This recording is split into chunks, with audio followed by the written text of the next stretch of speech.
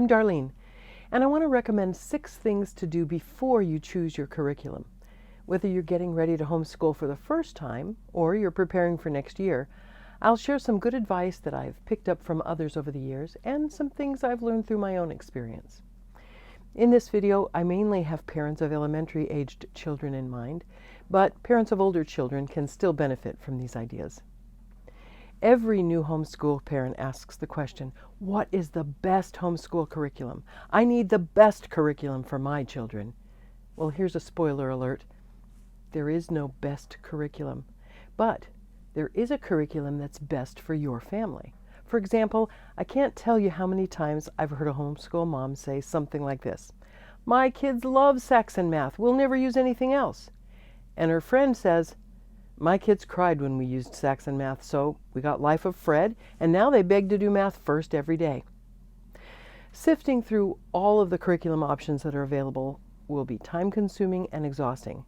Really, you can't look through everything, so you need to start somewhere logical. And I know you want to jump right into it, but before you look at the curriculum options, here's what I recommend. Pray. Pray before you get started. Pray each time you look at curriculum, and pray when you make your decisions. The Bible says if we need wisdom, we should ask God.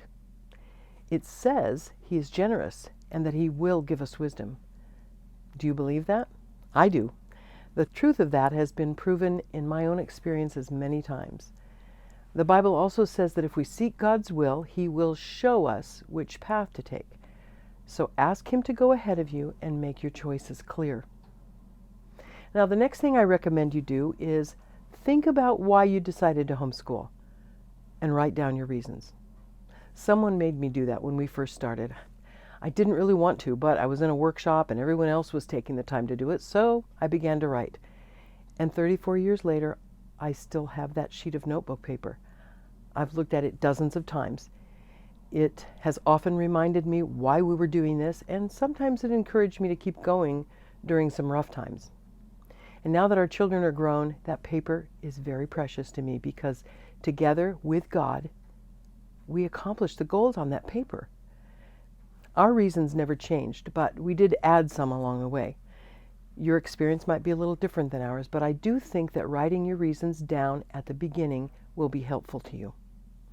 Next, I want you to think about the purpose of education. Why should children be educated? What do you think? Write down your thoughts on this too. And I want to share something that was written almost 200 years ago. It's part of the definition of the word education from Webster's 1828 dictionary.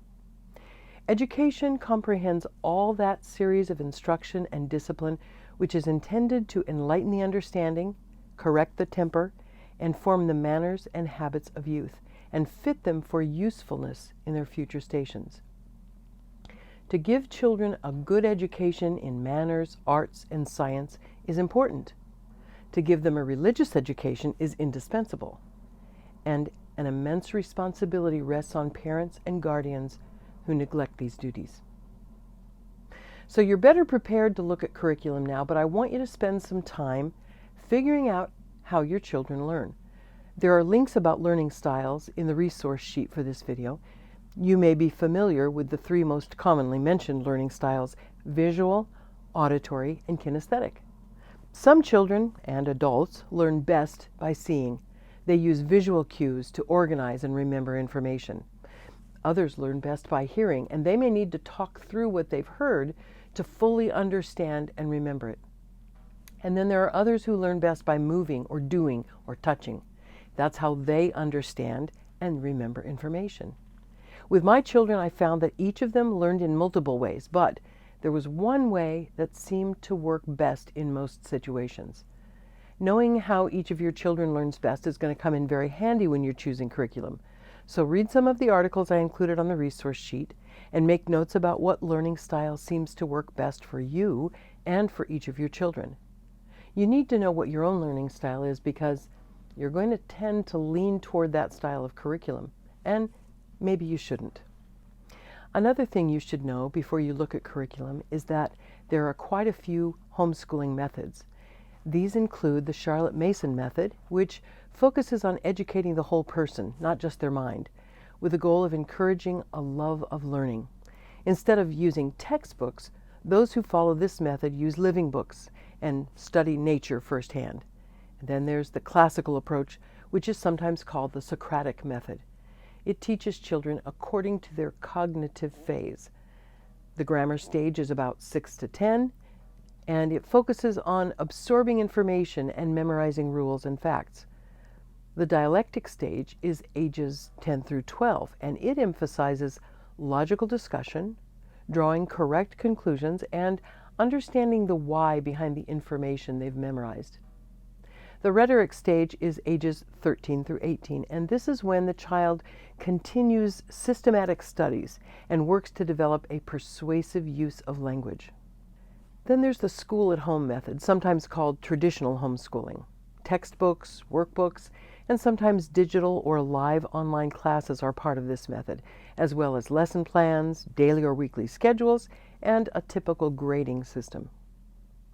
Now, you may have heard of unit studies where all or almost all of the subjects are integrated around a topic that could be as narrow as rocks or bees, or as broad as the Middle Ages.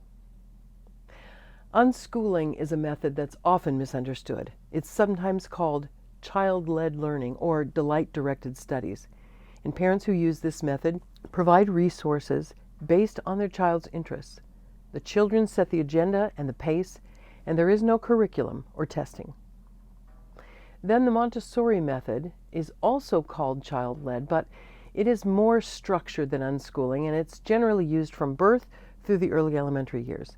And it encourages hands-on problem solving and the development of independence and self-discipline and compassion. Now, although there are many more methods, the last one I'll tell you about is my favorite, and that is eclectic, which is a blending of methods.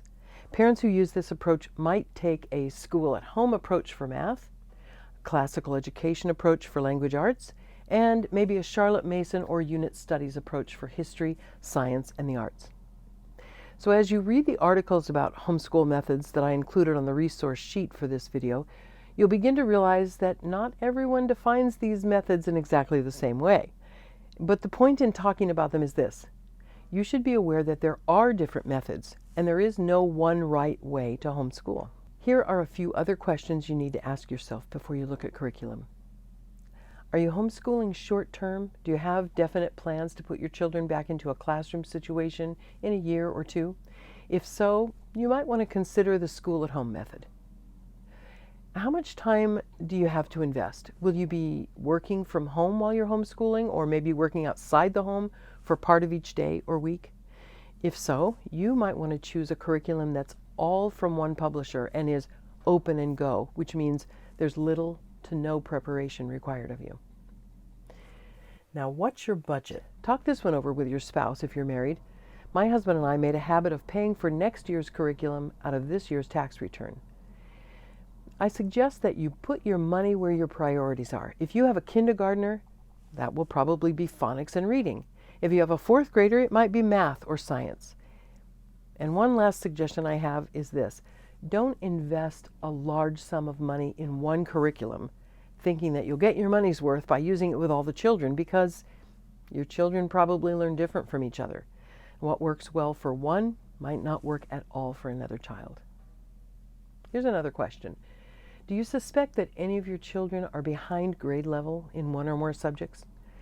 Well, unless you're planning to homeschool for a short time, this won't be a big problem. One thing you'll find out pretty quickly is that homeschooled kids frequently learn at different grade levels for different subjects. So buy curriculum that is appropriate to where they are, not where you think they should be. Are you prepared to be flexible and to adapt the curriculum that you buy to fit your children? From my observations, I know this is a good sign that homeschooling is going to work for a family. So go into this with your eyes and ears open and watch for what is working with each of your children and for what is not working, and then make some adjustments accordingly. Now you're ready to look at curriculum, but there's no way I can cover all the curriculum that's available to you. However, I can point you to two great places to get started so you can do your own research. The first is Kathy Duffy Reviews. Kathy Duffy has been reviewing homeschool curriculum since 1984. And you can't buy curriculum on our site, but you can read reviews, and you can filter by grade level, learning style, homeschool methods, subject area, and a lot more things to narrow down the choices and get her recommendations for curriculum that might fit your situation. The other resource I highly recommend is Rainbow Resource. The owners, Bob and Linda Schneider, homeschool their own children, and they've been selling homeschool curriculum since 1989. I used to visit their exhibit booth every year when I went to the state homeschool convention, and I found them and their teens were patient, knowledgeable, and helpful, and they never pressured me to buy. They have over 50,000 products on their website with detailed descriptions, and you can call them and they will help you sort out your options for free. Now, if you still have questions about choosing curriculum, I want to hear from you. Be sure that you read the resource sheet to see if you can find some answers there, and then click on Ask Darlene at the top of the page. I'm looking forward to hearing from you.